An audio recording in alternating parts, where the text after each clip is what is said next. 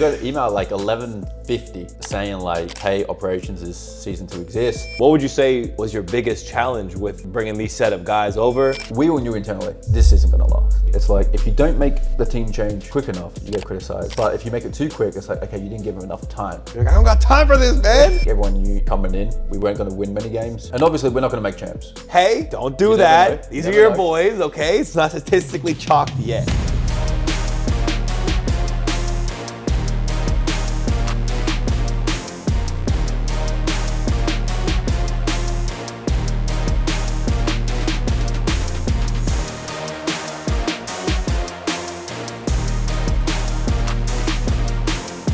Big thank you to PrizePicks for making today's content possible. If you're looking to get involved, download their app using the link in the description box below. And if you use code BREAKINGPOINT, you get to claim $50 on your first $5 pick. Now back to the show.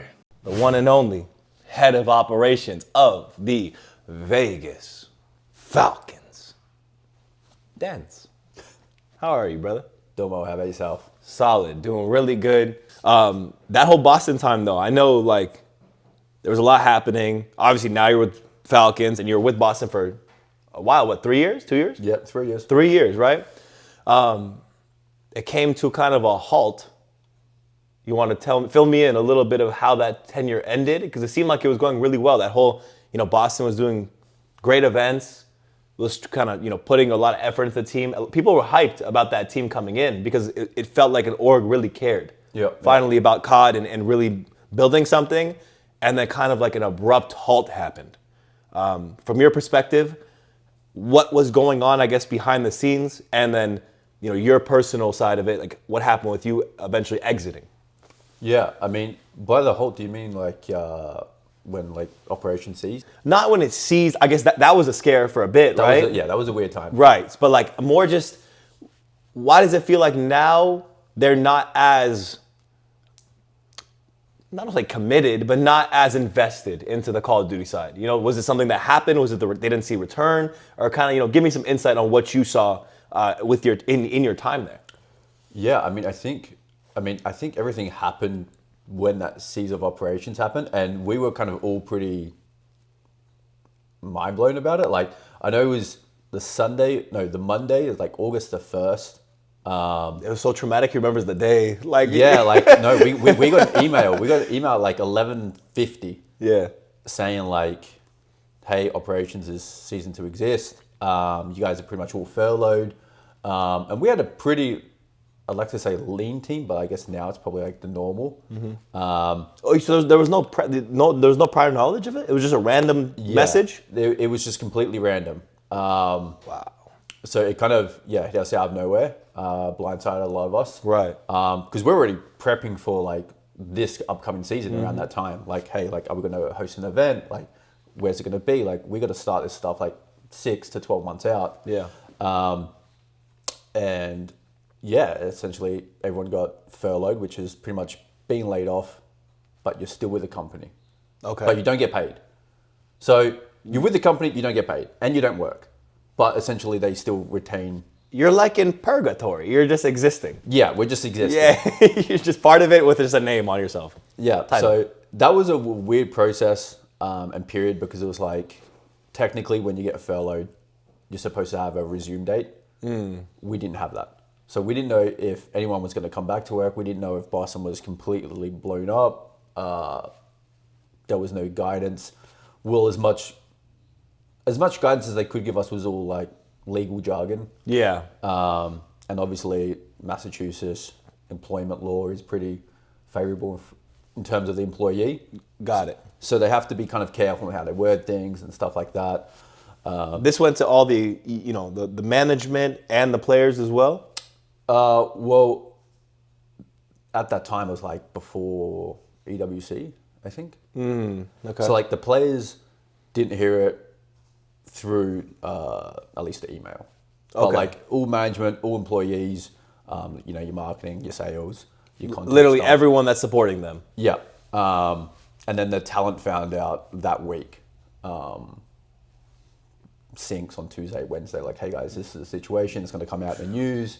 What a shock right before EWC.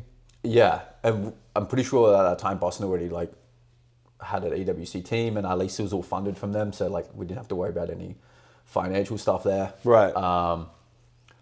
So yeah, that kind of happened. That was now they've scaled back all the teams. They don't have any Rocket League. They don't have any Valorant.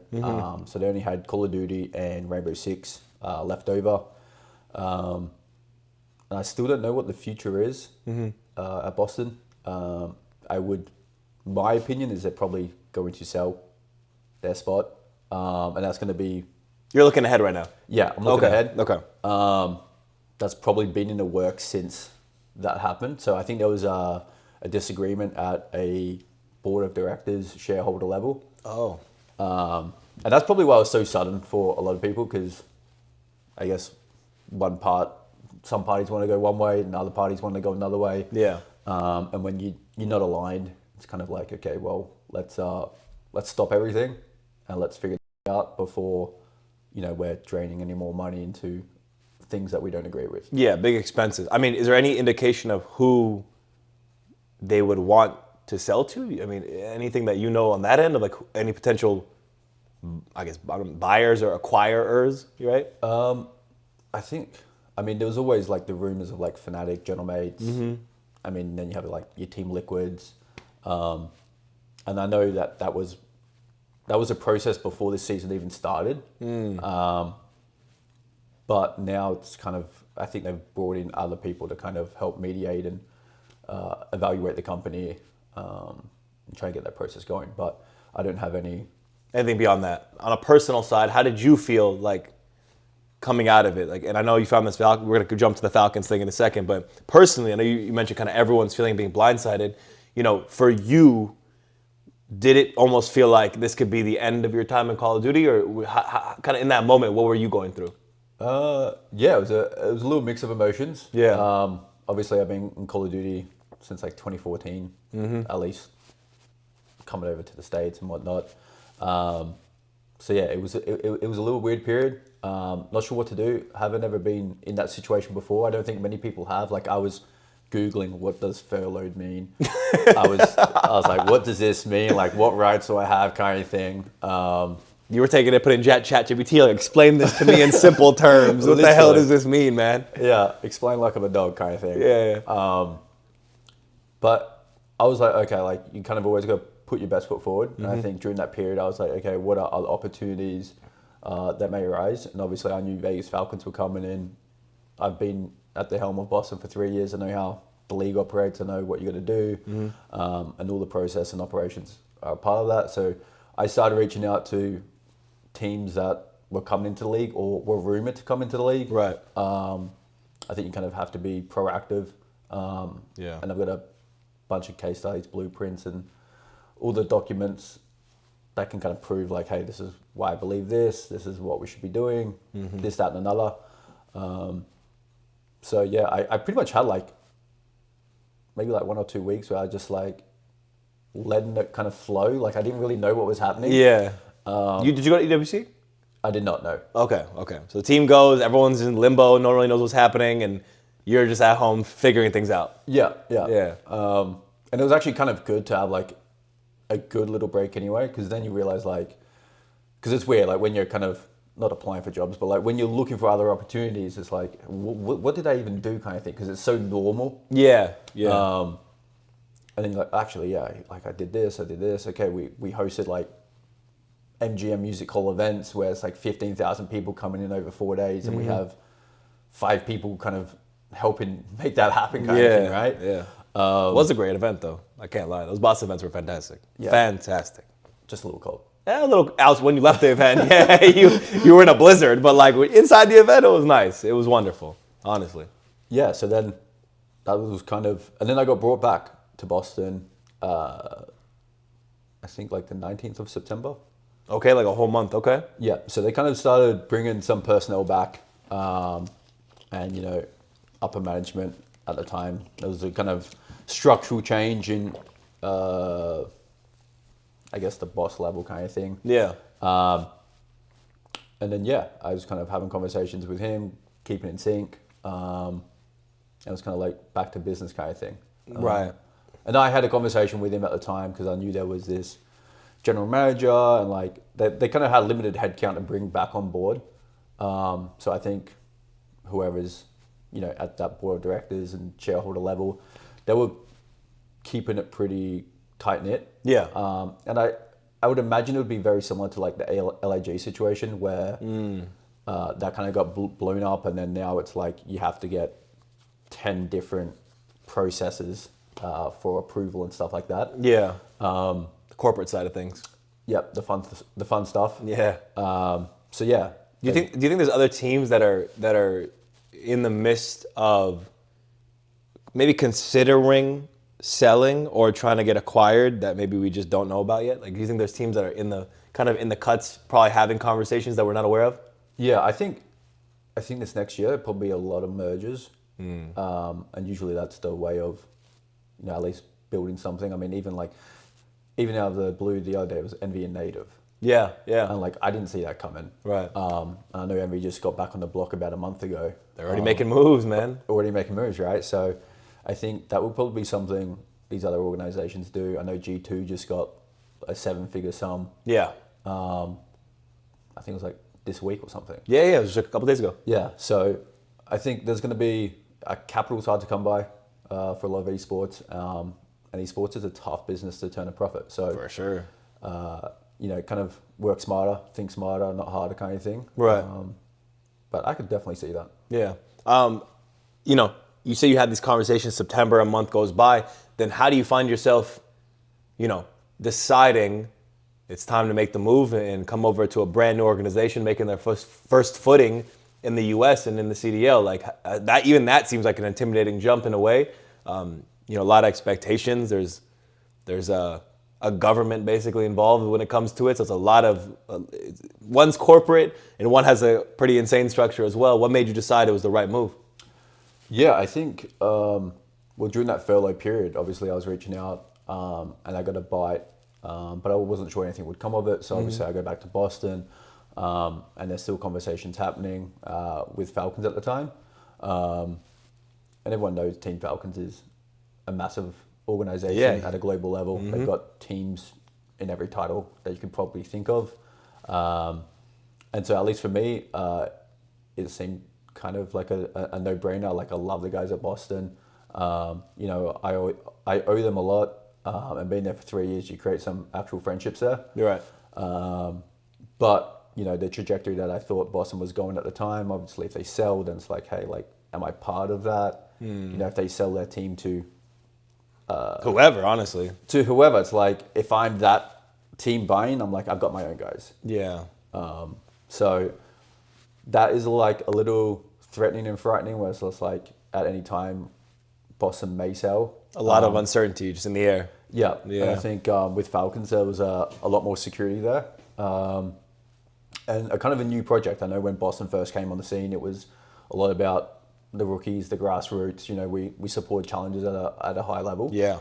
And this kind of seemed like a very similar fitting story where, hey, we got a bunch of guys from Saudi Arabia.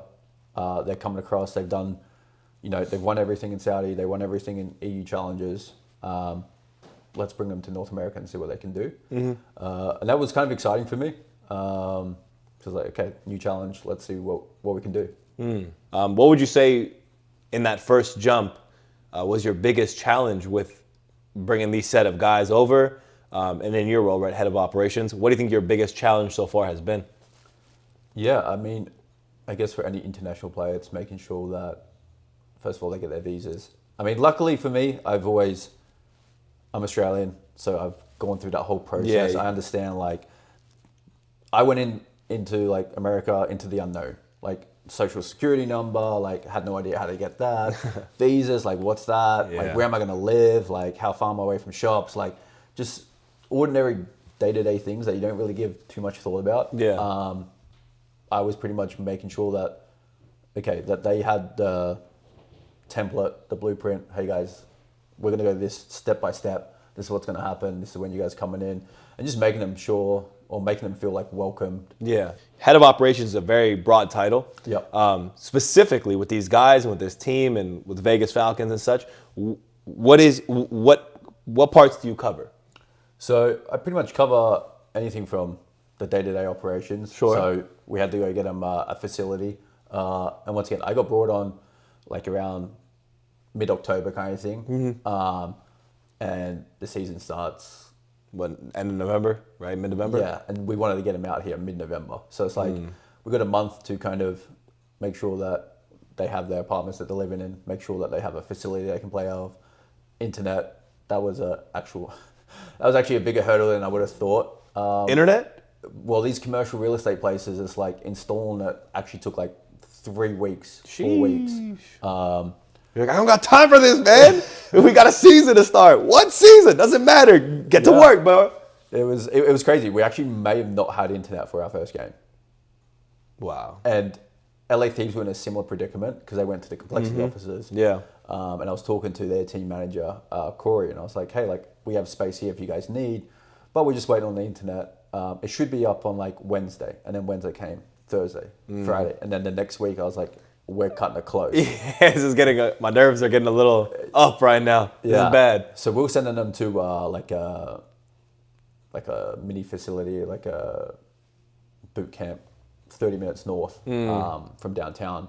And that was happening every day. And all the guys are like, hey, do we have the internet? I'm like, my hands are kind of tired. I'm trying. I'm not doing the wiring, brother. It's not me. I can't help here. So yeah, just stuff like that. Obviously, any travel logistics, any sales, and any opportunities for like partnerships. Obviously, being Vegas Falcons and not Team Falcons, different entity. Right. So just trying to broaden ourselves on that front, and then making sure that like the obviously socials and content, aligns with the greater overall organization and their kind of branding. That guy the graphic designer you guys have, that was his name, Falcons Osama. Osama. He might be the best graphic designer that exists.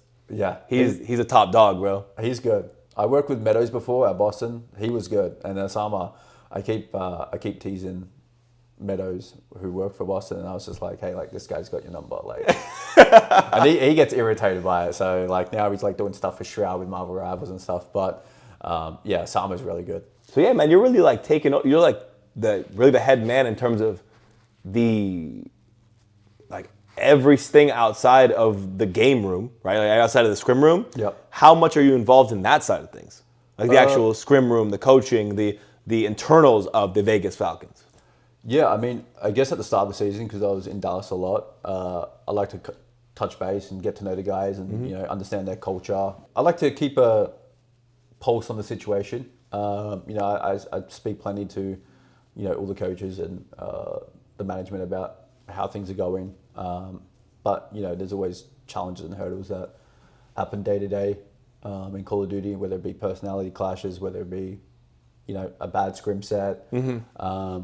Obviously hasn't been the brightest year so far, but everything kind of takes time. Who's probably the most confident like that kind of character on the team that you've had so far? Xnid. And I think that shows. He's the guy? Yeah. Oh, that's good. That's good. It definitely shows. Yeah, like his energy, he's always thinking like, he's better. And once again, I think he lets the gameplay do the talking. And statistically, he's done a very good job. Yeah. So I think anyone coming from any other region outside of NA, it's really putting everything you got into it. And I know you shouldn't put all eggs in one basket, but you kind of have to. Yeah, for sure. You sacrifice as part of it. Yeah, you sacrifice friends, family, time. Are you involved in the amount of team changes that have happened with the team? Like, how much involvement or chatter or input are you having in that side of things where, I don't think we've ever seen this many team changes on a CDL team. This might be the record. Yep. You guys might hold it. So is that you doing that? Is that you commanding downwards? Is that the coaches doing that? Are you hearing that from maybe someone above you to start making some changes? What's that kind of streamlined process like to all the team changes and all the rapid movement we see on this team compared to anyone else before? Yeah, so the way the structure is there is a member of the team. He's from Saudi. He's the head of Vegas Falcons. Okay. And I work alongside of him essentially at a North American capacity to make sure everything's running smooth. Because obviously he doesn't have too much of an idea. Yeah, he's in Saudi. Yeah. Yeah. And he actually communicates a lot with the coaches. and analysts. And between those kind of three there, they make their decision. And myself, I'll give my thoughts and opinions of kind of how to frame it or how we want to go. So I would say I'd give like maybe 2% input. Oh, it's very light. Very light. So now, right now, what is your input generally on, this Falcons experiment? It was always going to be difficult, and I think the expectations that were set from at least some of the coaches, and even myself, I think everyone knew coming in, we weren't going to win many games. We've had close games and but we never got over that hurdle. Yeah. So I think, trying to find that Saudi talent and understand where that is in that CDL pipeline was obviously like the kind of first goal, like who actually has the talent available from Saudi that we could actually get into this lineup and make it happen. And that just came from time being in the scene. And then kind of going from there. How do you feel about, personally, as a player, as someone who's, competed himself, about a team that's so brand new, making so many team changes? Like, for example, if we took it away from Falcons, right? If we said Gorilla has made, 4 or 5 team changes within 2 majors, like, what do you think, what's your consideration there? Okay, well, I think it's weird because in this community, it's like, if you don't make the team change quick enough, you get criticized. If you wait, but if you make it too quick, it's like, okay, you didn't give them enough time. And then it's like, what is that parameter? Is that one major? Do you give a team one major? Because even when I was at Boston, it's like, internally, people are like, oh, you guys got to give them more time. Oh, no, externally, oh, you guys got to give them more time. But internally, we had so much more information. Right. We're like, okay, we can make this change now because X, Y, Z, and we've exhausted all our resources. That doesn't mean it's going to go any better. Right. You're really just taking calculated risks on either side where it's like, hey, like the trajectory here is not great. Like even in Vanguard, when we had Zin and he had like major 2 MVP performances, we all knew internally, this isn't going to last. Like Zin's not going to do a 1.3 every stage. So like... Zin would disagree. Right? So it's like, okay, like what is... You kind of have to dissect it and get to a granular level of like, okay, where's our shortcomings? Where do we have to pivot? And, we still gave it some time anyway. But then by the time we gave it time, like we lost to Toronto Ultra Academy at the Pro-Am and we barely made the bracket. Right. So some people could have said, hey, you should have made that change beforehand because you knew it was coming. Right. So I think it's a weird one because you also have upper management at a lot of these organizations. I think you're kind of seeing it at the moment with probably LAG from what I've heard. These projects, they start off, it's like, hey, like with Boston, it was like, this is a Snoopy project. And I was quite vocal when I mentioned, hey, this is like a 2-year project. Like his first year, he's got a lot of growing pains. But then we got to like major 1 and we're like, hey, like we're not getting the results we want. We kind of got to pivot. And I think Eric had a different SMG duo every time. And that's because the long view gets completely negated. By present results. Yes, right? So it's like, okay, and then the other part of me is like, well, we knew this was going to happen. Like, obviously we try to build a team as much as possible, but it fell short. But it's like, hey, Snoopy's still our project. We're going to have to take the blows online. Some people got their heads cut off for it. I know at the moment with the current standings, it's not great. So it's kind of like Esports World Cup is probably where we're headed towards in terms of having a roster that can compete at a high level. That's the long-term vision, as you were saying. Like basically, it's getting. We're not worried so much about these online matches and maybe these first couple majors. We're really worried about the end of the year and how we're performing then. Yeah, and obviously we're not going to make champs. Well, I mean, technically we could. Hey, don't do that. These are your boys, okay? It's not statistically chalked yet. Give it another 2 months, and if there's not another win on that board, then we can sit here and make that claim. Yeah. So I think a little bit of hope. I'll take it. I'll take it. At 2% input, 2% of hope. Exactly. I'll drop that in the bucket. But yeah, I think Esports World Cup is going to be our kind of champs, our time to shine and show off what we've been able to do over the year. Personal issues generally, it's kind of that's really affected you guys' team. Players who really have good talent, and it could be some guys that you want to develop over the course of this season. Yep. especially Khhx, man, because that guy, He was good. he was gross. He was actually like frying. So, is there any word about him coming back possibly, or not yet, or anything? No word so far. Man, is my twin Roxas coming back in, or am I back on the team now? Yeah, you're on the team. Yeah. Yes, dude. It was all I prayed on people's downfall, and I got in, man. I made it, bro. Let's go. We're back in the squad. What is your, I guess, I mean, not message, but what is your thought process to maybe some of these Saudi fans, and how do you address some of the criticism that you get? I mean, even from I'm not gonna pretend like our show is not one of the ones, you know, from Dope Check, The Flank. How do you respond to that criticism, and do you feel like it affects you? It's not easy, loss after loss, and it kind of compounds. So yeah, it's tough. But at the end of the day, it's a process, and like I mentioned earlier in the show, it's like, hey, every other team's pretty much got 20 years of CDL experience. Yeah. And for our guys, it's like, okay, like this is our first year, inaugural year. So trying to just overcome that hurdle. I guess my message at the end of the day is like, it's a process. All the guys are trying. Yeah, it's not easy when you're on a losing team. Yeah, of course. I mean, that's hard no matter if it's a new team, like if you're a brand new org, an established org, doesn't matter. Anyone losing is, Optic just went through it too, right? Just in every ounce of criticism coming their way. Before, we're getting towards the latter half of this, but, you mentioned all these changes and such. LewTee, I mean, what, I don't know if you're allowed to talk about it, but what background is there? Because I feel like that caught a lot of people off guard. Like a lot of people off guard. So what was the decision to, I guess, let him go? Yeah. He's been with the team for a long time, Yeah, he's been with them through thick and thin. So I heard Saturday night that Lewis was let go. And it was just a mutual departure from both the Saudi management and Lewis. Okay. And I reached out to him, I talked to him. He feels good about it. Surprisingly. Obviously, it kind of sucks because he's been through it, but he's very looking forward. You can't kind of change what's happened. So yeah, it's just that's where the buck ends for this one. that's where it ends. Okay, that's fine. I get that. Internals like that are not ones you can really discuss. So, no, I get that. Before I let you go, really, give me your top 5 players of all time, man. Top 5 players of all time. Yeah, this list is always one for everyone that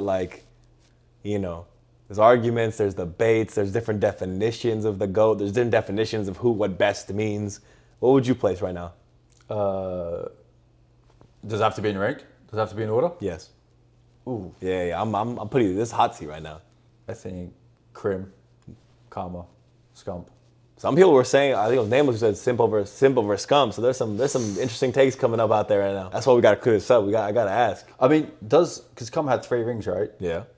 And he just won a world championship as a coach. Does that now classify as 4? Is he DB4 now? Some people were saying that. I saw people saying that DB4 technically. I mean, I would classify it as 3 and 1 as a coach. So the coach, okay. So the coaches don't do shit. At the rings, is what you're saying. That's what you're saying right now. Coaches are meaningless, basically. Did he get a ring at the ring ceremony? Yeah. All right. If you got a Jason's Beverly Hills ring, I can't argue with the facts. It's on his finger. I can't argue with the facts. So DB4, that's Okay. 3. I would have Clay in there. No bias. He's won 3 rings. How's that bias? It's undeniable. I feel like people give him a lot of recency bias, recency cheese. That's what I think. Yeah, 100%. I mean, I think what he was able to do in Advanced Warfare with Denial was Unreal. that was crazy. Yeah, unreal. 4. We'll Clay 4. Who's your last spot? There's a Synth, there's a Cap, there's a Flasher, there's a Kenny, there's a lot. Yeah, A lot of names you could go. Formal, there's Well, see, the GOAT, the top 5 of all time, and skill was different though. oh, here he goes with this cheese, man. No, don't do this to me. No, that's true though. No, No. Form was unreal. So is he in the top 5 all time? Well, he didn't win enough to put him in the top 5 of all time. So you're okay. So this is why I love this question. So your top 5 is based on winning. It's a combination. There's there's a formula to it. So what weights the most? Because it seems because you have Clay up there too. It seems like rings weigh the most. But then Scum's up there. So Yeah, I think there's an element of Yeah, I think there's an element of like how you get your team to win. Okay. Versus, you know, How well you play a role, essentially. How well Yeah. you fit and push your team to success. yeah. Like Yeah. I think like someone like Dylan COD, unreal talent, right? Did he set his team up for success all the time? I see what you're saying. It's like, okay, but like someone else, like even Fellow at the moment in challenges, it's like he always, somehow, he's got like 20 people into the CDL. Yeah. He knows how to get them to win. And he's probably won a load in challenges. So it's like, I mean, if you go on top 5 all time of challenges, Fellow would be up there. But He's truly the Reaper, dude. He's the true Reaper. yeah. What have I got? I got one more person. You got one more. You actually, it's a pretty, it's not really a debatable top 4 you got there. Like Clay, maybe people have debates with, but that's all recency bias. But 5th is like, I think that's the most, obviously the most debatable spot. I mean, I would put Simp there. Really? Because from when he's actually got onto the scene, he's done it all. He's literally done it all since Black Ops 4. Since 2019. We're in 2025, by the way. Like people, like, that's 6 years of good COD. That's actually, good is an understatement. Yeah. Fantastic COD. Like unbelievable COD, bro. And he's still playing and he still has a lot of time left. Yeah, he's got another. I mean, in another 5 years' time, be 2030, he'll have a couple extra ranks, no doubt. You think Hydra's gonna break the record? Yeah, I know you said that. You remember that? Well, this is the thing with DB4 now. He's now got 4. Dude, don't do this, man. So is Hydra like competing against 4? We're gonna have 45-year-old men competing. I want my ring. I'm gonna be DB5. I'm gonna beat him. You know? But yeah, no, that's a pretty good top 5 right there. That's a pretty good top 5. Okay, what's yours? Oh, you want mine? Have you already? No one's ever asked me this. You've already probably done it. No, never Okay. have. No one's ever asked me. See, look at that. Look, what a gentleman, you know? Actually asked me back what mine is. Crim, Seth, Karma, Clay, Formal. So you got Formal in there. Yeah, Formal's my 5th. Formal's disgusting. Yeah, I mean, He's just skill again. I know the winning is not there as much, but level of talent, just unbelievably talented. I think he resembles like Krim in terms of being able to do it on any game as well. Yeah, Like he's gone to Halo and For him, just watching him sometimes, and it really just, I think he does that spot. I don't care about the winning is great, which is why my top 4 kind of exists. Seth maybe Sands a little bit, but yeah, no, Formal's disgusting. Yeah, Simp would be my 6th though. Okay. Simp would be my 6. oh, you're doing a top 10 now. Keep going. No. I'm taking Keep Simp will be going. 6. Might be a Cap, J Cap Slasher, and the one that who doesn't get put up, given enough credit is a Beezy.